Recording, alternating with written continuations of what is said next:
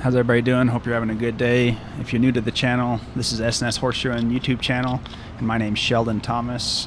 I'm a certified journeyman farrier, and this horse I'm working on today is a horse that came into a vet clinic that I was doing an externship at. So I'm also a vet student, and I was up at this vet clinic doing an externship, and this horse came in for a lameness exam, and then they asked me to shoe the horse. So I'll explain. I'll show you some x-rays and explain why I decided to do what I did with the shoeing package that I put on him.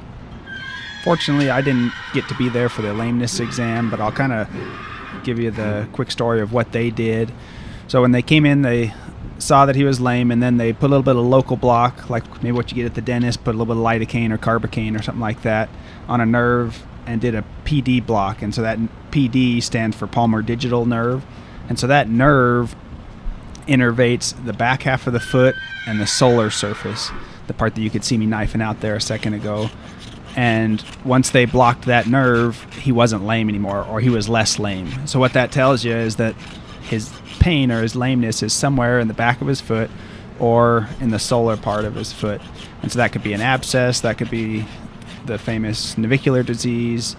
It could be a lot of different things. And so they took some x-rays, and I'll show you those right here. And some things you can see on the x-rays.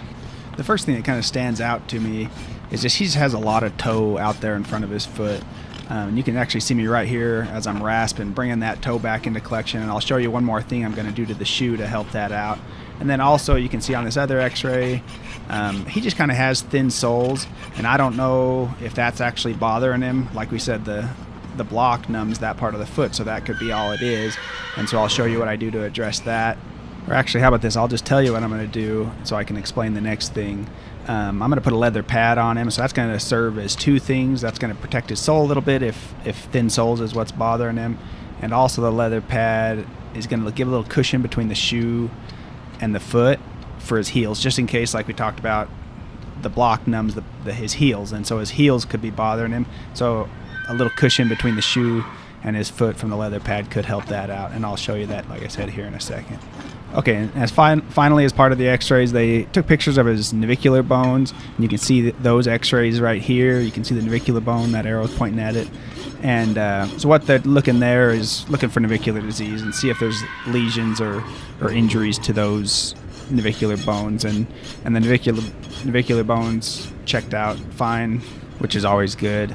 The other thing that they talked with the client about doing was doing a bursa injection, which is where you take a little bit of steroid and some antibiotics and some hyaluronic acid and put it in the navicular bursa without getting too far into it. That'll help out a horse that has navicular disease. But because this horse was barefoot, we decided to start off with just some good quality shoeing, and if that doesn't help, we'll move on from there.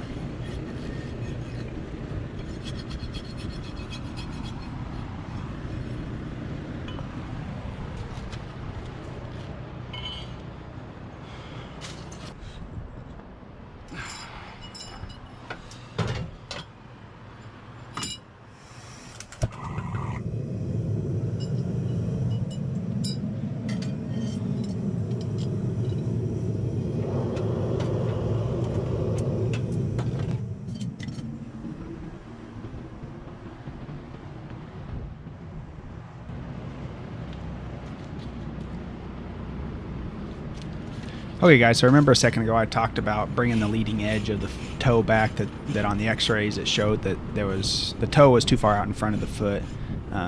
So I'm putting like a little rocker into the toe. I already collected up the toe and brought it back, but you can only do that so much. And so the next mechanic that I'm going to put into the shoe, and I'm just preparing the foot for it, I'll show you what I do to the shoe here in a second. So I'm putting a rocker in it, and you can call that bringing the leading edge of the foot back. You can call it breakover, you can call it leverage, call it what you want. We just got to get some of that off there because I just put too much stress on other parts of the limb and foot.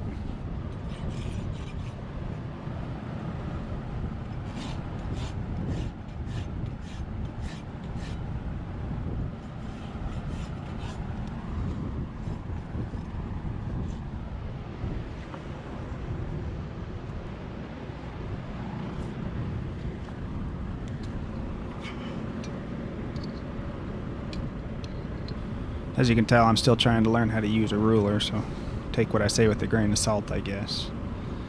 All jokes aside, if you guys want to see some more little videos and pictures of what I do, give us a follow on Instagram or Facebook. I'll leave links to that there below. And I'll try to keep you updated with what's going on with the family and with vet school and horseshoeing. So if that's something that interests you, go over and check that out. Back to what we're doing here. A little advice for if you're just getting started shoeing horses and you're having trouble shaping shoes, whether it's cold or hot, make sure you're starting with your toe of the shoe, because if you go and get the heels right and then have to adjust the toe, you got to go back and refix the heels. So that might be a little tip there that helps you out if you're struggling with shaping shoes, which is when you're first getting started, that's kind of one of the tougher parts of it. You go back and forth to the stall jack or anvil a bunch of times.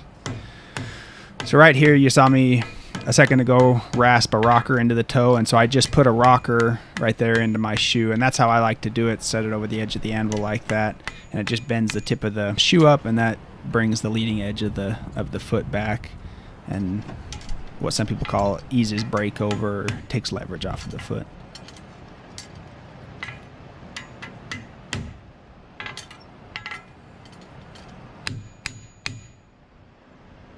I think when you're doing a rocker toe, it's not 100% necessary, but I think it's good practice to then burn the shoe on to the foot, because what that's doing is you're making the angle of the shoe and the angle of your rocker toe match the foot 100%, because you're able to burn those two surfaces together, which makes a match.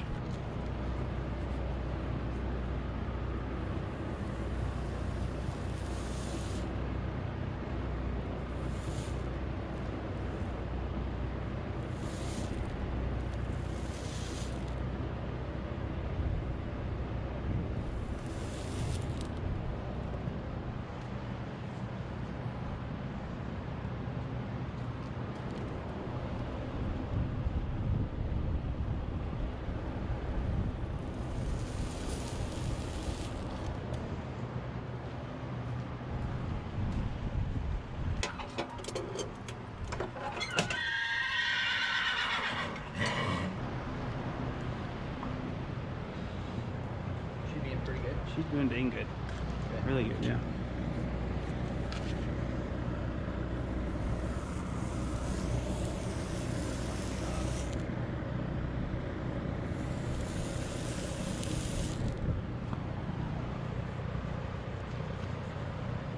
Let me move this stuff for you.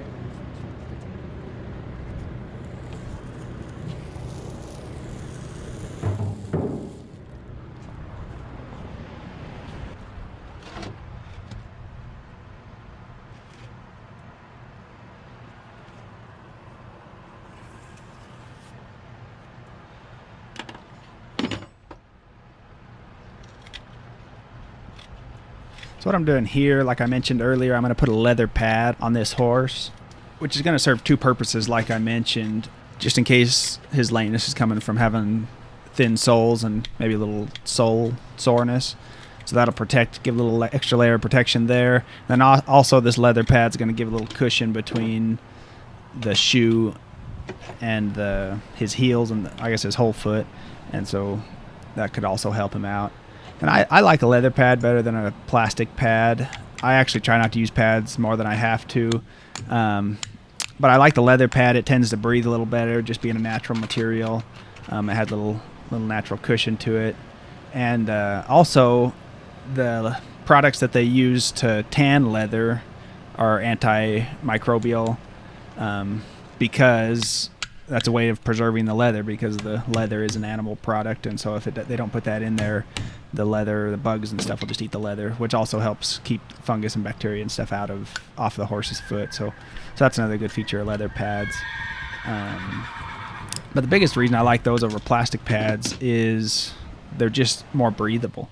They don't. Sometimes you'll take off a plastic pad and they just get a lot of grime and nasty stuff under the pad, and so anyway, that's why I'm using a leather pad instead of a plastic pad. You saw the way I used the shears, and I traced out the pad and used the shears to cut the pad. I've found that's a pretty good way of doing it without having like a pad cutter or something. I've tried cutting it with my nippers and stuff. I'm sure you farriers have tried that, and that's kind of miserable. So that's a little recommendation. Those shears are pretty cheap. Go to a hardware store and get those, and that works pretty good. And then take it to the grinder and make it fit the shoe real good. Or if you don't have a grinder, take your rasp and rasp it along your shoe, and it'll get your pad to fit real good. So you can see this stuff I'm putting in there. It's a type of sole pack. I actually use Rate Hoof Packing is the brand. I don't know that there's anything special about that, but it works pretty good. There's a lot of products out there that work equally as good. And something that I contemplated when I was putting shoes on this horse was you'll kind of see he's kind of got small frogs. Maybe he's had some problems with thresh in the past or something that's kind of caused his frogs to atrophy a little bit. He's got kind of contracted heels that really wrap in real tight, which can cause pain in horses' feet. And that sole pack that I'm using will help keep thrush out. But I digress. Back to something you can do to help out a hoof with weak frogs is put a dental impression material in there, and that'll help to engage the frog and help push out those heels, if you will. And that's definitely something that I probably could have done.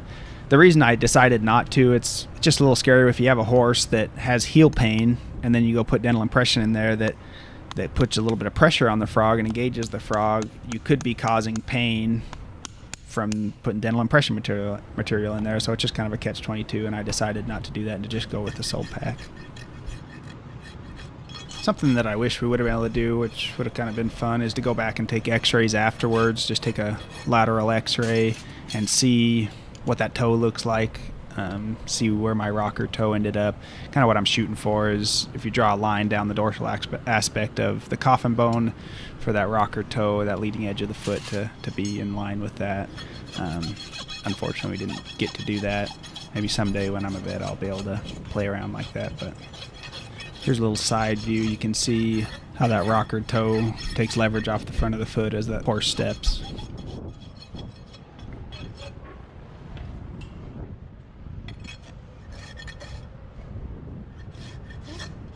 What I'm doing here is just beveling that pad. What that does is just hopefully helps keep the horse from pulling its shoe. Hopefully if it steps on it, it'll just slide off. So just a little insurance and making it look nice. What's that? Good. No, she's doing good.